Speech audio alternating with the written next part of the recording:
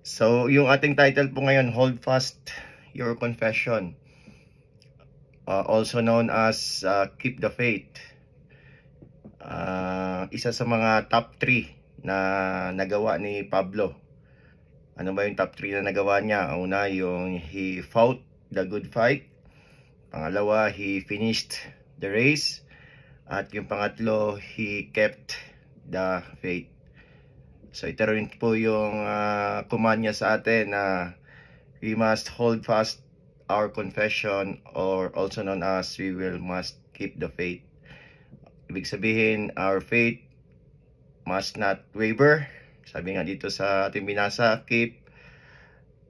hold the confession or faith without wavering, but instead with boldness.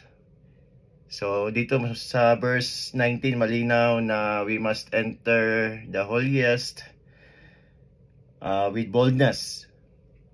Paano ba natin magawa to? Hindi natin medyo nabigyan ng diin ito, na malinaw po dito sa verse 19, by the blood of Jesus. So kailangan ma-internalize natin, mabigyan natin ng importansya yung dugo ng ating Panginoong Jesus.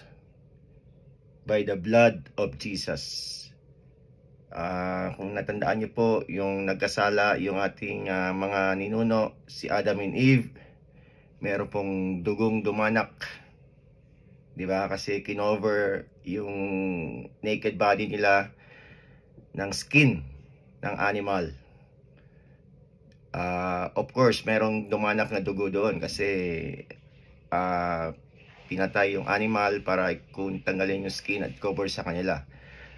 But nakita natin ang principle doon, yung sins lang ay na-cover lang sa Old Testament. But after the cross, all of our sins in the past, the present, the future has been washed away by the blood of Jesus. So ito po yung blood ng Jesus, ng Lord, ay makapagbigay sa atin ng boldness in verse 19, nag-consecrate sa atin in verse 20, in verse 22, nagbigay sa atin ng assurance of faith. At in verse 23, nagbigay sa atin ang tinatawag na unwavering hope. So anong application? Marami pang application. Nabanggit na rin po ni Pastor Roger. Pero yung isa na application nakita ko dito ay yung verse 24.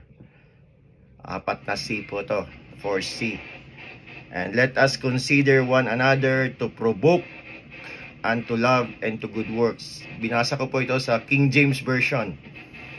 Kasi sa New King James Version, yung ginamit stir up. Pero sa King James, provoke. So mas malalim yung ginamit niyang King James. So ano ba yung application dito? Unang-una, yung consider. Isa sa mga word dito na ibig sabihin ng consider is contemplate. Meaning, hindi lang to siya light word. Kumbaga, mas deeper pa meaning ito nung consider. Kasi minsan, pag may suggestion, I will consider it.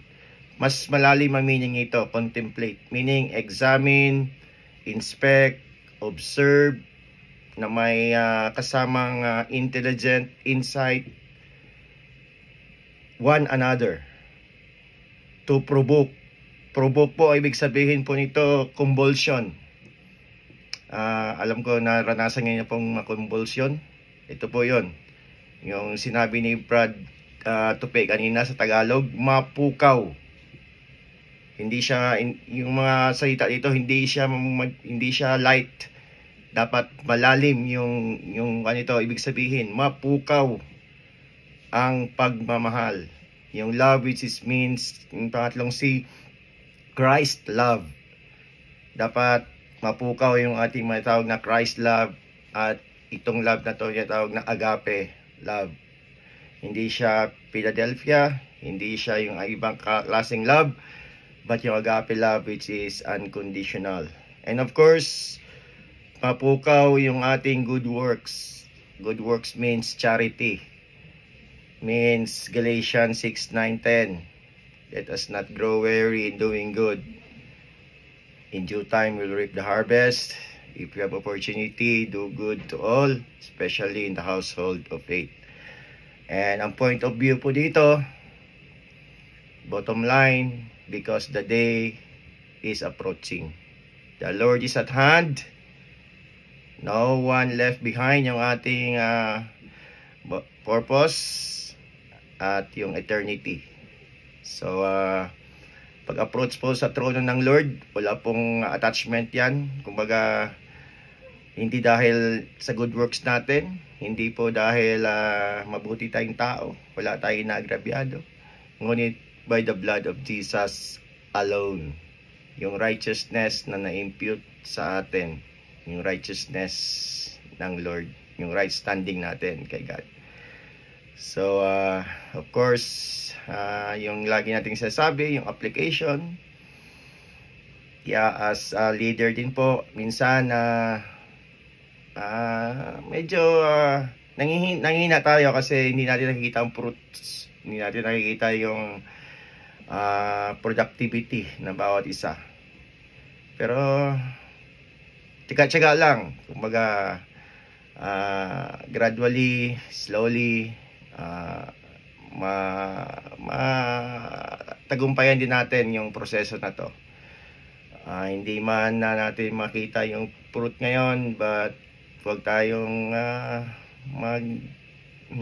manghinawa na magpatuloy, hold fast in our confession, we'll keep the faith, and I believe in due time we will reap the reward, we will reap the fruits, and we will reap the harvest. So yun lang po mga kapatid.